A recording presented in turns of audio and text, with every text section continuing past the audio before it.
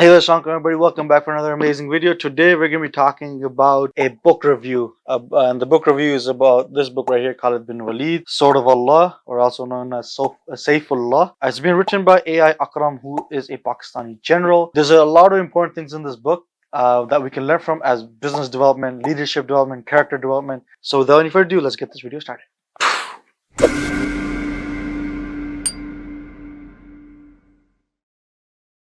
So the book we're talking about today is Khalid bin Walid. It's pretty much a biography and detailed analysis on the initial combats that were taken during the times of the Prophet ﷺ and after that by the involvement of Khalid bin Walid. Now, Khalid bin Walid is known as the unfallen sword of Allah, also known as the sword of Allah, Saifullah. That's the name that he was given, and he was given that name for many reasons. Now, aside from the elements of combat, there's a lot of things that we can learn from him when it comes to leadership. But before I start talking about the points and exact details about leadership, just I'm going to talk a little bit about the book itself and some context in regards to the book. So the writer is actually a general from Pakistan. This book was written in the 1970s and 1960s, and so this book hasn't been corrupted by modern liberalism and modern day secular opinion on the works of the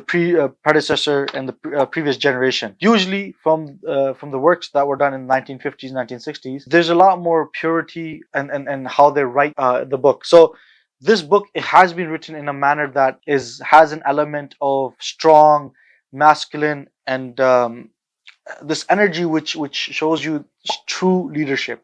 But in that, he's also the writer has also added quite a bit of wit in it. So there's jokes and there's elements of spirituality in there where you feel really connected to the work that, like the things that were done back by the Sahabas. So, Kat, the book talks about, as a boy who was Khalid, what happened before Khalid bin Walid became a Muslim, what happened after, the different types of sword, the different types of battles. So, the book has a few very important things, such as Khalid bin Walid as a boy, Khalid bin Walid before Islam, Khalid bin Walid after Islam, the different battles, what elements brought Khalid bin Walid the strategic elements of leadership, the things that he learned in all these different engagements, and how these different engagements made him into a stronger individual, stronger leader. His initial reactions to deceit and a lot of things like that. So a lot of the book has discussions about how Islam spread during the times of the Prophet, and then it spread after, and then also the elements of when Umar Radhiyallahu anhu was the Khalifa, when Abu Bakr Radhiyallahu anhu was the Khalifa. So a lot of really important things have been discussed in this book. I think there's a lot of things that we can take from this from a leadership perspective. One massive element of this book that you start realizing from a leadership perspective is when you feel that you are stuck and you feel like there is no other solution and you feel like you're going to lose, look for an alternative. Keep looking for a solution, because you never know, any door can open at any time. So in many times in this book, you see that Khalid bin Walid feels like initially he's stuck, and then all of a sudden, always Allah subhanahu wa ta'ala brings blessings for him. One huge thing about him was he had so much tawakkul that he would truly make dua, and he would know that this dua is going to be accepted, and after it they're going to be victorious, and that is exactly how it happened. There's the second element of this book that I really like, is the fact that Khalid bin Walid was just a very smart and strategic person. However, for him to become a winner, a great leader, a victorious individual, it was his taqwa, his oneness and fearness of Allah, and the secondary thing was his faith in Allah. He's very in tawakkul in Allah, and you'll see many times in the different battles where a losing situation all of a sudden becomes a winning situation just because Rabb wants it. There's so many times when somebody would come and give Khalid a solution when it won't make any sense. I'll give you one story which is a very interesting one, where Khalid bin Walid and his entire army is outside a massive fort against the Romans. And then from inside the Roman forts comes out this one guy to talk to Khalid bin Walid, because this guy had recently been married, or was gonna get married, but they said, oh, war is starting, so we're not gonna give our daughter to you. So the guy was so frustrated, and Allah made him the way for Khalid bin Walid to know what's going on inside the fort. And then,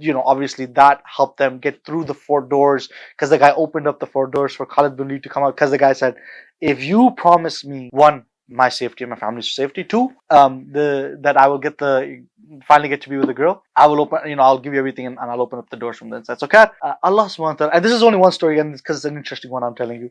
So Allah subhanahu wa ta'ala makes these type of ways for Khalid bin Walid and many others in this book multiple times, because of their faith in Allah. Now that's the second thing I want to talk to you guys about, is if you have true faith in Allah, Allah subhanahu wa ta'ala makes ways for you. And if you're thankful towards Allah, no matter what happens in your life, Allah will make even better things happen for you in your life. So one is, if you feel stuck, find other ways, find alternatives, look at almost all alternatives. If you looked at 4 things or 10 things, you look at 40 to 100, right? There's always going to be a solution that comes out. You will always find an answer if you truly want an answer. Second thing is, you keep faith in Allah, and Allah will make ways for you. You make your du'as, you make your salahs, you make your zikr, and Allah subhanahu wa ta'ala will protect you. But at the ending of all of it, you are thankful, regardless of you knowing or you thinking that this was a good thing for me or a bad thing for me, you still thank Allah. The third thing I want to talk about when it comes to leadership, and this is seen throughout the entire Sahabas or Khalifas that have had leadership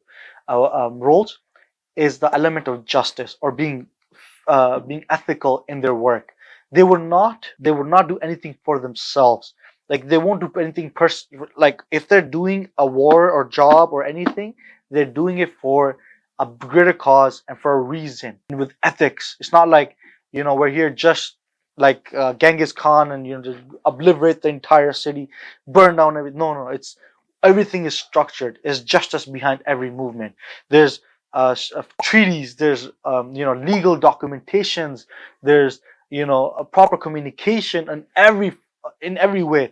So being a leader is also has a huge part of being as true to the nature of being a leader, and as true to being justice in all formats of whatever you're doing. For example, if you're running a company and you see that certain employees are not behaving the best, or they're not performing the best, it's about working with them so you can give them the chance to grow, become a better person, become more of a delivery oriented individual.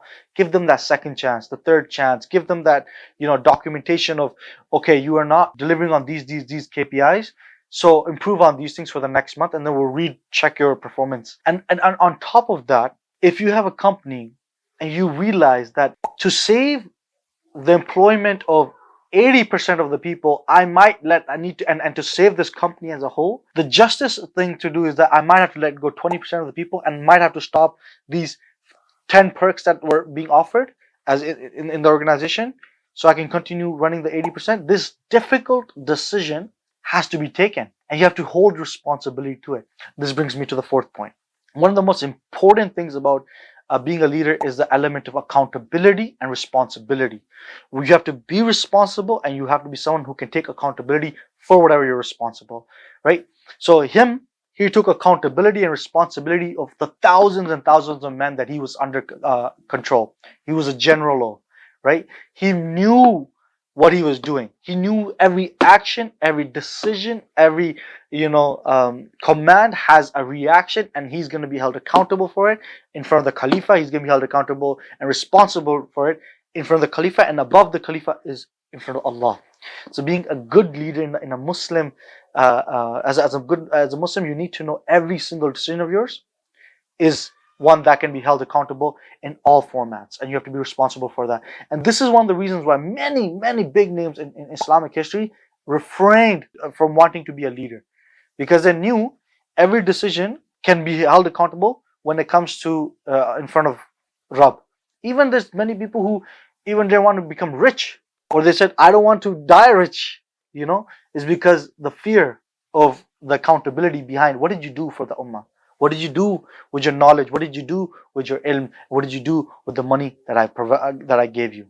So that element is huge. So there's a lot of things to learn from here. I think this book is good if you are someone that wants to learn more about history, interactions, leadership, masculinity, development, growth, all these different things. I read this book, and I did another book review. I'll put it up here. I've done another book review. I think I'll put it up here. and I think that was an overrated book. I think this book is underrated, and it's not for everybody. It's for people who can digest some things that are a little more tougher to digest. Okay, so if you're not someone who can read about gruesome or some things that might not be very easy to swallow, then don't read it. But if someone who can, I highly recommend this book, and I'd give it about like a 8.5 out of 10. And this is coming from the element that the small bit that it does lack is certain details when you really want it. For example, I look how big the book is already. Look, you see how thick it is. It's like 400 pages, but how much more could the guy add in there, right? So but if there were so many parts where I was just like, I want more details. What happened between this interaction between these two very key individuals? Khair, I mean, he didn't have it, so then this gives me the chance to now look more into, the next things I want to look into. I hope you guys can check out this book. If you guys don't know where to get it, you can put in the comments, or you can message me on my social media. Inshallah, I'll try to send you guys a link. There is a way you can buy from online. I hope you guys like this video. Let me know if you read this book, what your opinion is. If you haven't read the book, let me know what your opinion is. Care about Khalid bin Walid, the Saifullah, the sword of Allah, and like, share, subscribe, all that fun stuff, and check my other social media. Take care. Assalamu alaikum.